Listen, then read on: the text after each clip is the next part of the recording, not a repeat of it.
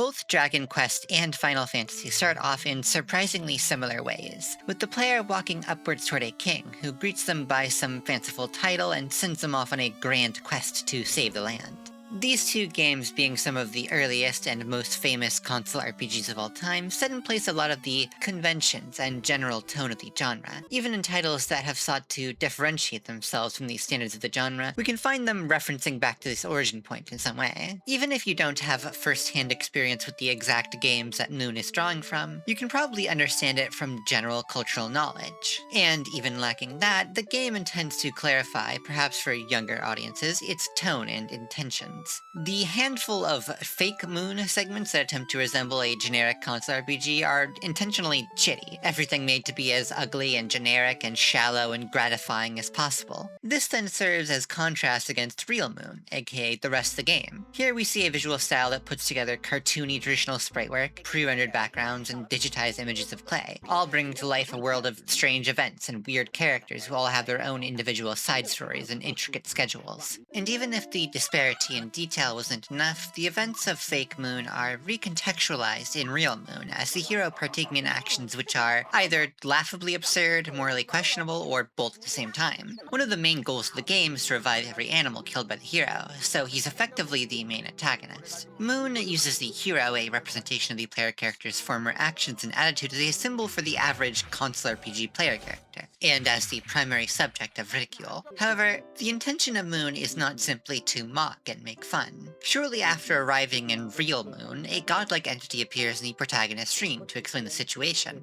detailing the value of love, a word used both for its deep emotional connotation and as the name of the game's progression system. Put simply, the most important mechanic in Moon is time. Certain triggers dip in and out of availability depending on the time of day, or sometimes depending on the particular day of the week. Completing various logic puzzles and side quests around the world will reward the player with points. When returning to the bed save point, these points are deposited, giving the player the opportunity to permanently increase the amount of time they have before the protagonist passes out, which would undo any unsaved progress. The best part of the game by far is the time spent in the first area with a very low level. The game puts a lot of barriers in the way of the player to stop them from getting too far past the rainbow rocks, and so it's much better to start leveling up in Castletown first. There's about a dozen characters here, and a decent number of them can have or show up in more than one side quest. Only being able to walk around for about half a day provides a sense of mystery for what the characters do at night and on different days, and forms a greater sense of Castletown as an important central location. And a lot of the animals in the area only come out at night, and some are a decent walk away from the bed, so you get some immediate feedback for a level up.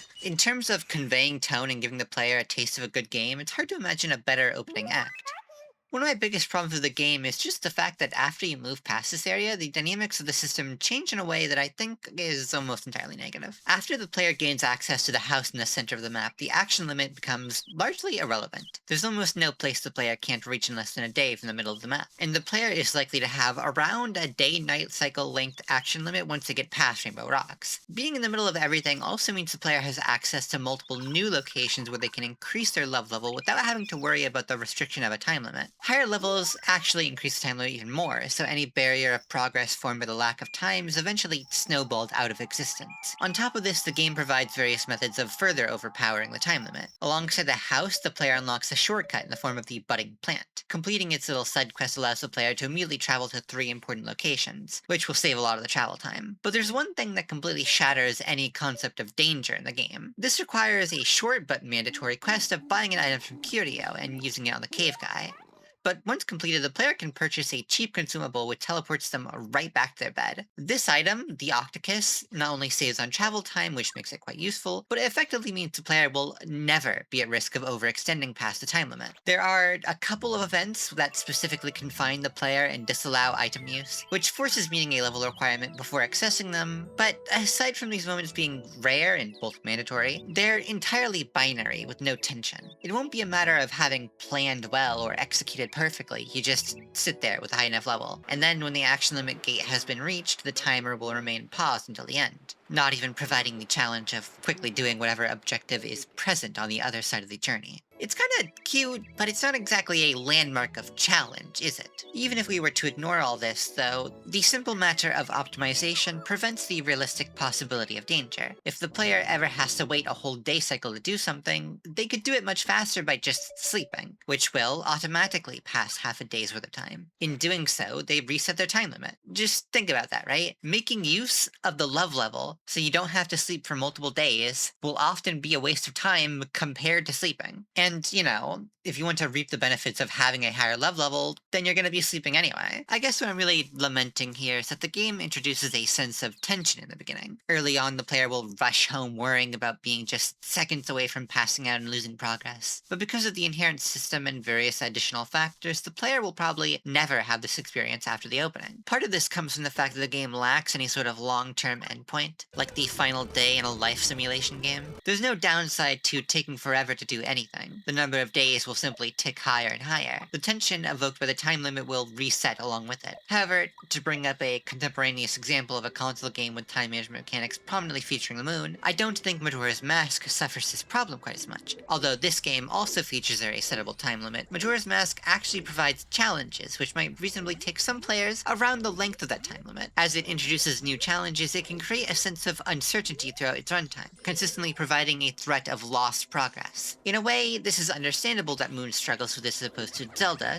which, while not hard, does require some skill in execution. Outside of the occasional test of reaction time, Moon isn't the kind of game that can really rely on something taking longer due to being a challenge. Every challenge must only make use of interacting, walking, and time. A lot of the complexity of Moon's challenges exists only through requiring the player to decipher or interpret information and then apply it. But because this is worked out entirely in the player's mind, irrespective of actual in-game time, it doesn't necessarily create a strain on time. The same is true of any resource management the player must deal with, because sorting out the inventory takes place in the menu, which stops time altogether. There are occasions where a player will have to walk a certain way or go from one location to bring an item somewhere else, but every step of this process can be automatically saved, and so every challenge is only as difficult as the one most difficult step, which, necessarily, isn't very difficult. In a way, the biggest impediment to progress is just time. Not necessarily having to manage your remaining time, but getting the schedule of some event correctly, and if not, just waiting for it to happen.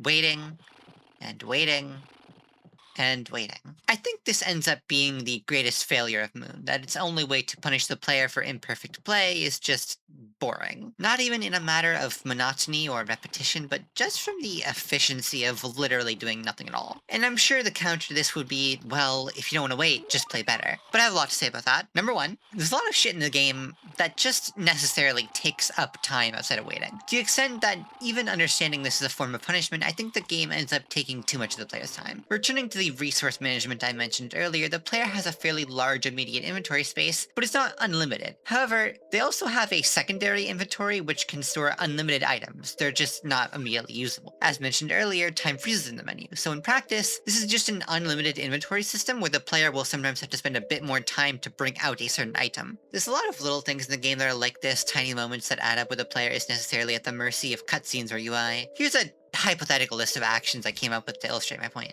Watch the cutscene for waking up. Go through the double-nested dialogue options to the plan that lets you fast travel. Walk over to the cave guy. Mash through his needlessly long animations where he pulls out a sign to communicate with you. Purchase copious amounts of the item that lets you teleport back to your bed, repeating the cave guy's long animations. Consume the item to move a bit more quickly. Go through the double-nested dialogue options of the plan that lets you fast travel again. Walk upwards for the needlessly long scanning cutscene. Seriously, fuck this shit. Walk up to the house. Go through a second scanning cutscene to get inside Hager's laboratory. Watch the cutscene to leave for Technopolis. Watch the cutscene for arriving in Technopolis, go anywhere in Technopolis, and watch a cutscene for going anywhere in Technopolis. This combination of actions might sound exaggeratedly complicated, but not only did it literally happen to me, it kept happening to me because one of the quest lines involves repeatedly returning to a specific room in Technopolis on alternating nights. I find this to be bearable to the extent I went through with it, but hard to defend as good in any way.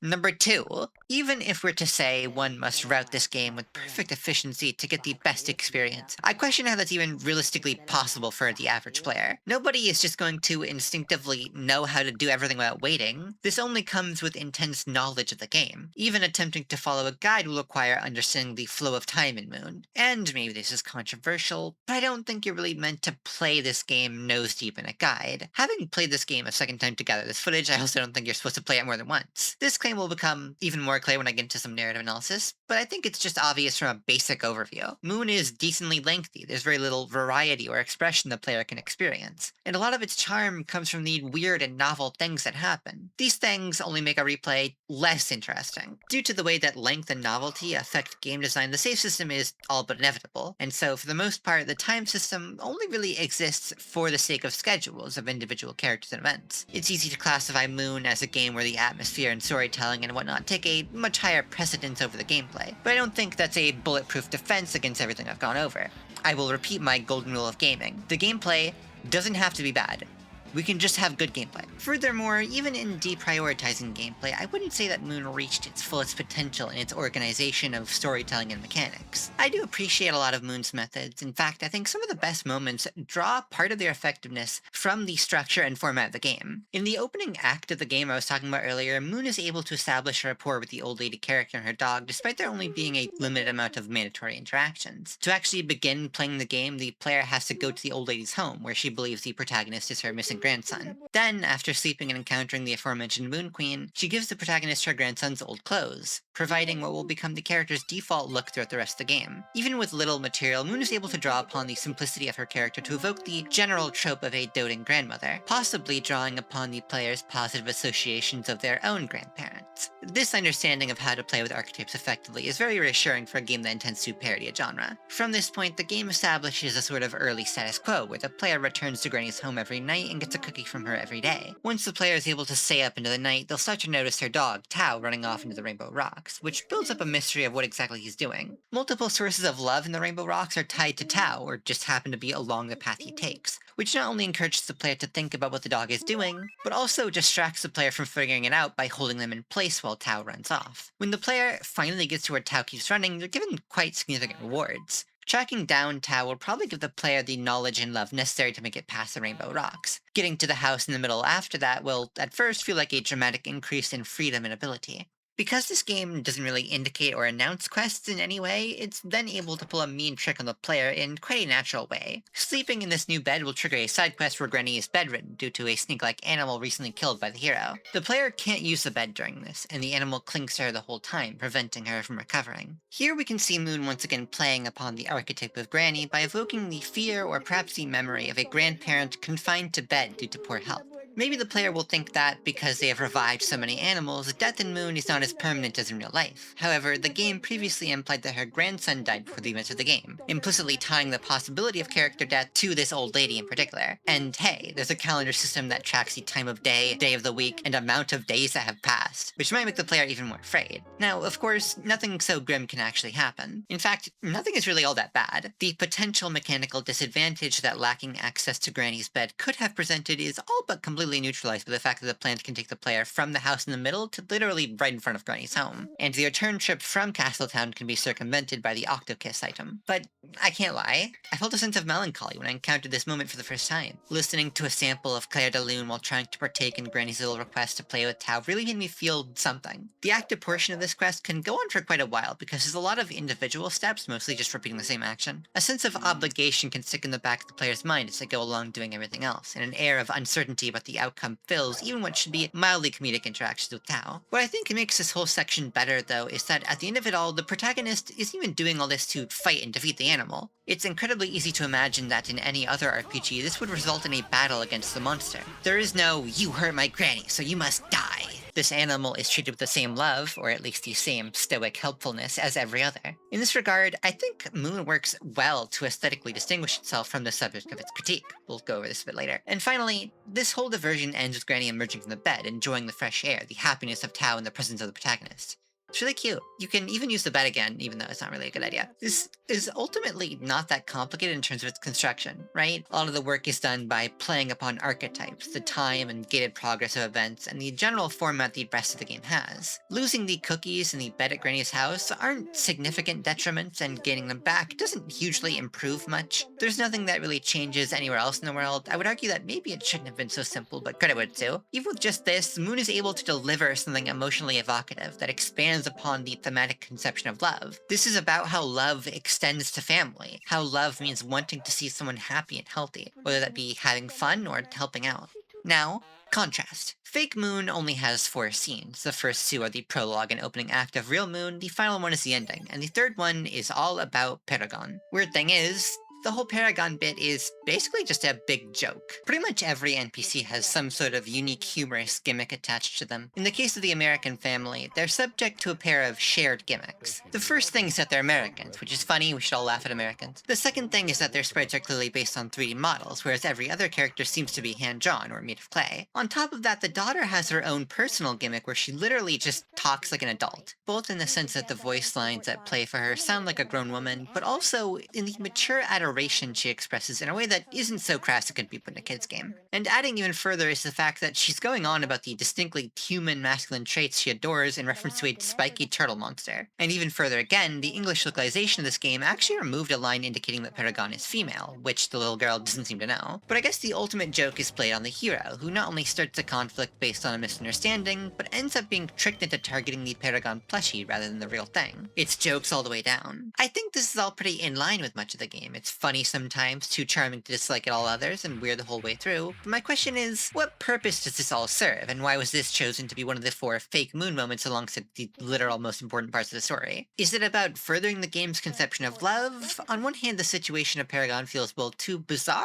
and specific to be saying anything sincere in particular, but if we subtract all the odd details, then it would be so broad that it would basically be meaningless. Plenty of other moments examine romantic love or a general appreciation for animals in much clearer and more interesting ways. Aside from the combination of both, which I assume we're not meant to regard as anything other than funny, what is Paragon really adding? Is the Paragon plushie symbolic for the game's commentary on fake and real things? Maybe, but it's not really focused on to the extent that it says anything on its own. If this is the only reason it's there, it would just be a shallow reflection of ideas expressed elsewhere in the game. Well, the scene does feature the hero, so maybe it's about him. But again, this mostly just covers the same ground as the initial cutscene with the slime. I suppose the sense of imminent danger this encounter provides works to solidify him as a relatively menacing force, considering just how humorous the initial encounters were. But not only is this encounter still a bit of a joke, half the game is about saving animals felled by his hand. So again, why is this encounter remarkable enough to feature as one of the 4 in Fake Moon? The only reason I can think of, besides it just being the 4th most noteworthy encounter with the hero, is that knowing how this plays out in Fake Moon gives the player a clue of what to do in Real Moon, in a way that doesn't really apply to the other Fake Moon segments. But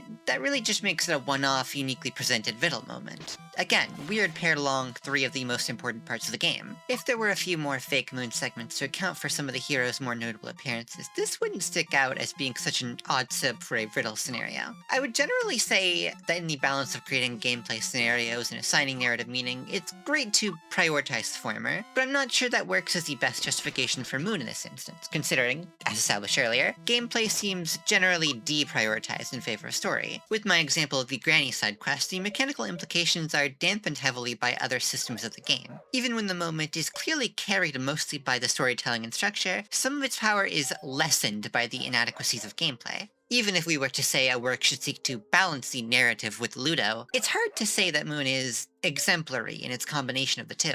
I recently made a video about Silent Hill, a game which is widely appreciated for the interweaving of its narrative elements into the design of enemies and levels. And many would argue that the sequels are even better, both in this regard and in general. But perhaps that game is too different to draw upon for a point of comparison. In which case, I might again point to Majora's Mask, a game where, famously, each major area is formed to represent distinct themes and arcs that reflect upon the protagonist. If even this is not close enough, we can look to the RPG-adjacent titles lacking any turn-based combat, which were thus likely inspired in part by Moon. And for many of these, I would argue they are generally much more coherent and efficient in their construction. Yume Nikki, for example, doesn't really introduce and restrict the player to some ever-present vestigial systems. Any vestigiality is localized and voluntary, present only for their relevant tonal purpose. It has a sort of elegant quality that Moon is lacking. But maybe it's harsh of me to look as far as 7 whole years into the future in order to say that Moon is comparatively imperfect. It could only really be fair to say that Moon doesn't reach its full potential if there were, I don't know, an older game that parodied the tropes of console RPGs, perhaps one that was cartoony and surreal in its visuals, funny in a weird way, but also emotionally effective, but also it was actually fun, and was even renowned for its mechanical integration, if only.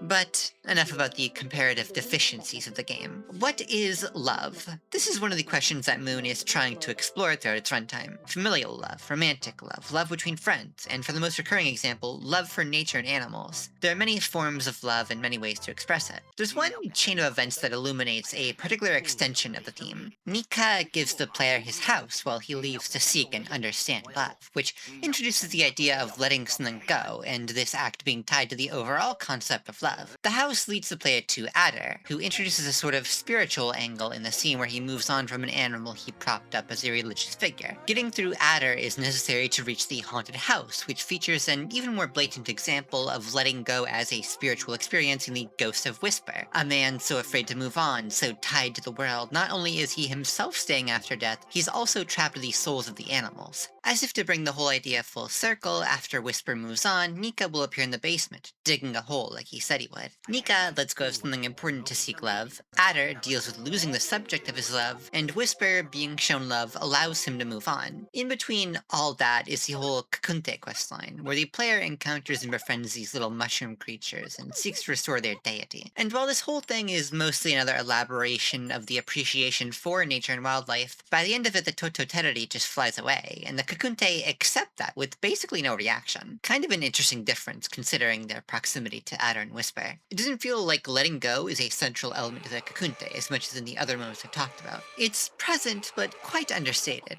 If I were to describe it, I might say these Kakunte are so connected to nature and love that they don't even have to anguish over letting go of something this important to them. When I say the game is about an appreciation for nature and animals, a lot of that is the literal act of helping out the animals by catching their wandering spirits and bringing them back to life, obviously. But there's also just a lot of sitting outside and taking in the natural world. I won't say that they found a way to make doing nothing interesting, but I think there's a specific feeling that's being captured here. The Kakunte questline is actually really important because it's necessary to obtain 2 of the 5 items which allow the player to reach the end of the game, and also to start the quest to obtain these items in the first place. Another one of the 5 items is obtained by talking to the intelligent birdman, Yoshida, passing that mandatory waiting period I mentioned earlier, ending up on an island where the clock literally disappears, and playing with monkeys. Through all this, the game emphasizes the themes of animals and nature above all, even when it's connected to a plot about a cyber city rocket ship, which is a bit odd in contrast, right? Technopolis and everything associated really stand out in what is otherwise a medieval fantasy world of biological life. But technology is important enough that it is the mechanism through which the player reaches the end of the game. The one thing that I feel elucidates the matter most cleanly is the Lady Techno questline. She believes herself to be a human, but it turns out she's just a robot who recharges by dancing. In a word, she is fake, her life a performance. Essentially, I think of it as an allegory for fiction itself. Moon returns to a dichotomy of reality and fiction quite often. The boy plays fake Moon before being pulled into real Moon. The animal Paragon survives due to the distraction of the Paragon plushie. A lot of this is very simple on its own, but I think it becomes more complicated when we consider how this ends up. Most of the technology, the artificial objects that the protagonist interacts with, relate back somehow to Dr. Hagar, or the King, the 2 characters who initiated the plan to send the protagonist to the literal Moon. The goal of going to the Moon ends up being to open the door and restore the moonlight. The ultimate conclusion of this ends up being that the door the protagonist has to open is not the one in the game, it's the door in his room, the door that leads away from his PlayStation or game station and into the outside world. I've always thought of the lack of moonlight as an odd bit. It is a driving force in the motivations of the major characters, and it's arguably a detail present during every in-game night, as all color is lost. But the moon doesn't make its own light, it simply reflects back the light of the sun. Why would there be sunlight but no moonlight? Well, if we say the light represents reality, then a sudden lack of moonlight implies that the world of Moon no longer reflects reality. Hence why in Fake Moon we see the delusions of the hero. Every person showers him with advice sacrifice and praise. Every item is for him to take. Every animal he encounters is just another monster to be killed. The details of the world are simplified or glossed over. It's meant to be straightforward and vacuous in a way that could only appeal to a child who doesn't dwell on the subject, as indicated by the literal child protagonist. A lot of this symbolism has amounted to a more detailed condemnation of the hero, but it's not like the game only holds him in contempt. In Real Moon, nobody seems to realize that the hero has the exact same name as the boy who died, Granny's actual grandson. Only a couple characters seem to know how this happened, and the player can find that the boy was killed and transformed in a ritual planned by the king's minister. From this point on, he would be dedicated to nothing more than mindless violence. Terrible and tragic, but above all, completely unnecessary. The hero's actions not only have no bearing on the final result, what he does is arguably exclusively a hindrance. Sort of the idea that I get from this is that Moon is saying the subjects of its parody are basically arbitrarily inventing monsters. Mindless, pointless beings who only exist as obvious opposition against whom violence is unquestioningly justified, for nothing more than the sake of facilitating that justification in and of itself. You know, to treat these creatures as just animals would make the player's treatment questionable, and so these works interpret them as just enemies. And I suppose Moon considers itself different because it's presenting its antagonistic forces as representing ideologies which exist in the real world, and even then, as mentioned, it doesn't resolve its conflicts with violence.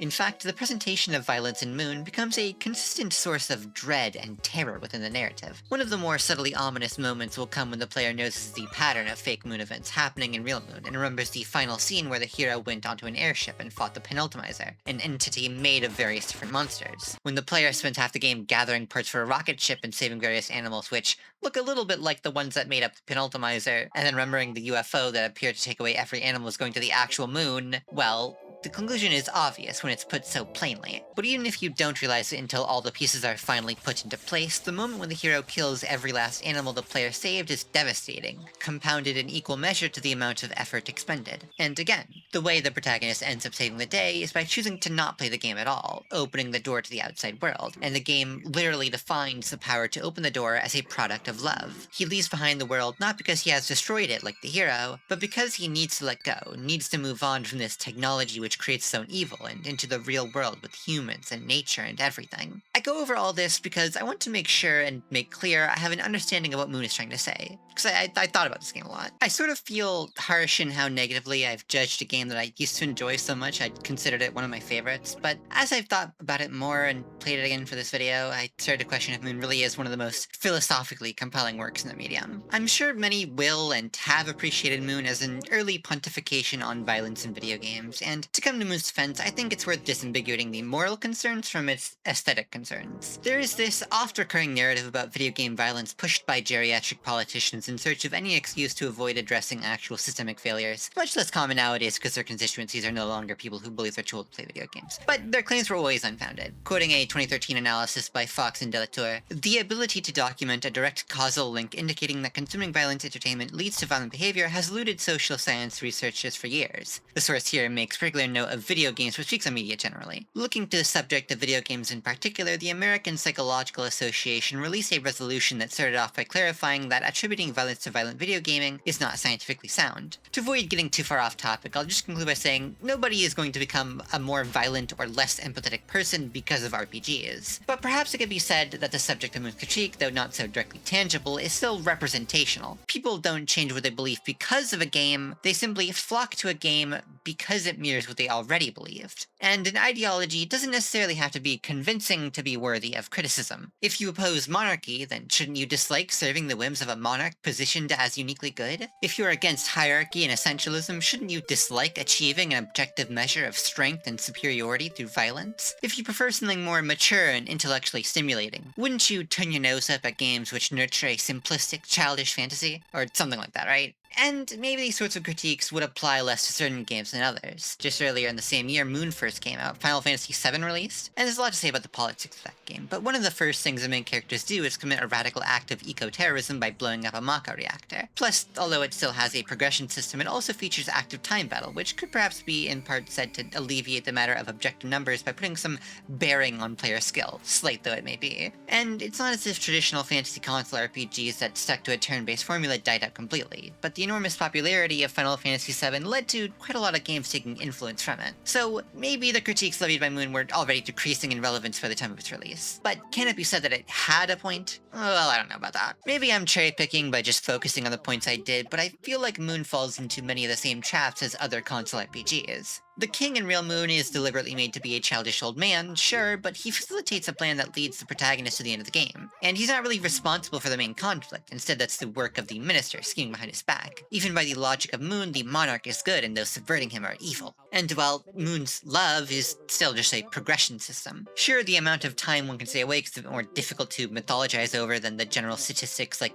attack and health, but the mechanic that might have been the subject of critique still remains. And in its place, the strategic thinking of combat is replaced with a bunch of riddles. And it could be argued Moon is more than just sharing these problems, it has some of its own. For example, the Eco Club, an element of the story I find simply baffling. For all intents and purposes, they appear to be subjects of satire unrelated to RPGs, which is weird by itself, but their whole thing is just they care about the environment and gender discrimination, and also they're ugly and annoying. That's like the thing that's wrong with them. Surely this game, about having empathy for others and respecting the animals in nature, doesn't disagree with the premise of the Eco Club, right? But it's hard to define what their purpose is if not an unrelated airing of grievances towards political activism. Even if I try to defend the game by saying the point of disagreement is just that they're ineffectual, I think it's weird that these characters are singled out as particularly unlikable. And putting aside that weirdness, I'm not sure Moon is so much more effective in its goals than whatever groups the Eco Club are meant to parody that it has the standing to mock them. That Final Fantasy VII comparison is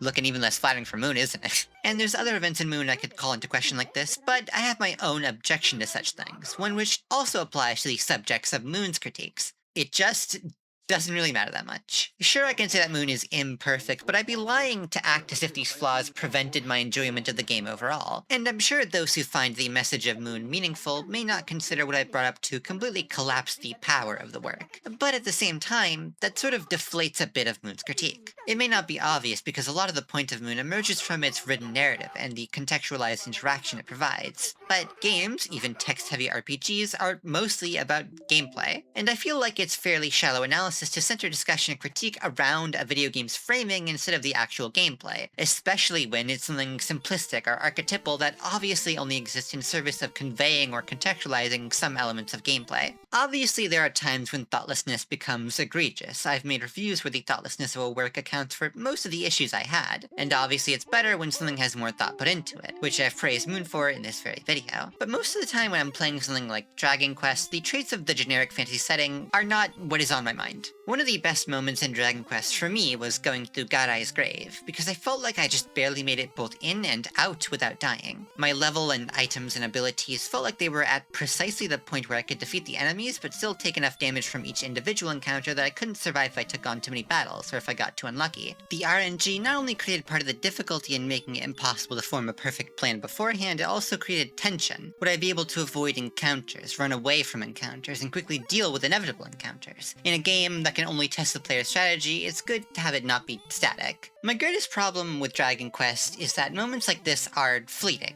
The game ultimately doesn't have a lot going on. The entire world map can be traversed in minutes, and there's only about a dozen levels within that world, a good chunk of which the player will likely spend less than 5 minutes in. Due to the simplicity of the combat system, numbers decide battles significantly more so than strategy, and so the game derives a lot of its length from the necessity to grind levels. This mind-numbing act makes up most of the experience. When I felt I was ready, I threw myself into a new area and tried to judge if I could make it to the next town. If I couldn't, I kept grinding. If I could, I kept grinding but in a new location. And there were only about 3 or 4 times when it was close enough for tension to exist. I don't consider the gratification and simplicity of the world to be the primary issue because it only exists for function and focus on what really matters, which is itself something worth complaining about far more. The biggest problem with games like Dragon Quest is that a lot of the experience just feels like spending the player's time doing nothing particularly interesting. But Moon can't really levy a critique at the core experience of Dragon Quest because by virtue of its mechanics, the player will inevitably spend time doing nothing but sitting around and waiting. Moon has a lot more going on than Dragon Quest, obviously, but it's missing the foundation to dig at something that matters more than framing. Basically all this is to say, I think Moon is at best reaching for an aesthetic disagreement towards games like Dragon Quest. And at that point, it really just becomes a matter of preference. What can I say? A video game having violence is a neutral quality to me. I do appreciate the detail in the world of Moon, but part of why I appreciate it is simply because it's a completely different type of game. Detail should emphasize the main point. And in a game where you only interact with NPCs, Moon does well. But in a game where you almost never interact with NPCs, in a game where most of the interaction is about combat and strategy, the simplistic framing of Dragon Quest isn't really a detestable flaw of the premise in my eyes. And I'm not sure a rejection of the premise of Dragon Quest can really be made by a game that leans into all the same traits and trappings of console game design. But anyway, enough about all that. The archetypal violent console RPG hero is the villain of the story, but that's only half of the equation. The protagonist who walks a virtuous path leaves the video game world of Real Moon and Fake Moon behind, elucidating one of the other major things that work. Moon is about not playing video games. Now, I'm going to take this to mean in moderation, of course, because if Moon's final message here would be interpreted as never play a game ever, it would be pretty dumb. You know, it would not just be wrong, but also self-defeating for a work to essentially argue that there is no unique value to video games that cannot be gained from reality, while communicating this message through the medium of a video game. It would be even more absurd if the game attempting to communicate the idea was essentially all about waiting around and not doing anything. I would also imagine the developers of Moon, who went on to make more games, see value in the medium. But I have to say I don't find this message all too profound or insightful. Just communicating to a player that they should take a break from playing video games every once in a while is true, it's agreeable, but it's also the same thing you can get from Wii Sports on the Nintendo Wii. And although the imagery here is much more beautiful, and perhaps in that regard much more convincing, ultimately this is still just a very general virtue. We all know that violence is wrong, and touching grass is good, but most people's hangups relate to patterns of thought and processes of action. I can't really say that Moon provides enough detail in this regard for the theme to entail much more than what I've provided in my summary of it. You know, I go out all the time, I hang out with my friends and experience nature and public events, all sorts of things that are surely interesting enough to be mentioned in a YouTube video, and I also play video games a lot, so I get it, right? Then what am I really getting out of Moon telling me this? The funny thing is I agree with Moon on some level. I think there is artistic value to experiencing reality or experiencing other mediums of art and taking that back into either the role of audience or author, but Moon is really about that, and neither is this video, so I can't give credit. Well, if I can provide one final defense of Moon, it's simply that I am not the target audience for this game. Despite the occasional sense of a more mature tone, Moon is a game aimed at children. And I don't mean this as an insult, I mean that literally this game is rated for all ages. And I suppose that makes a lot of sense. If you're a kid who is patient and understanding enough for this game, you probably won't really care about the boring waiting or the odd imperfections in structure. If you're a kid, maybe you haven't internalized from experience why violence is bad. Maybe you haven't had enough experience balancing playing video games and playing outside. And yeah, I don't know. As an adult, I can at least appreciate the atmosphere and craftsmanship of the work. Even if it's just not an all-time favorite, I still think Moon is something worth thinking about.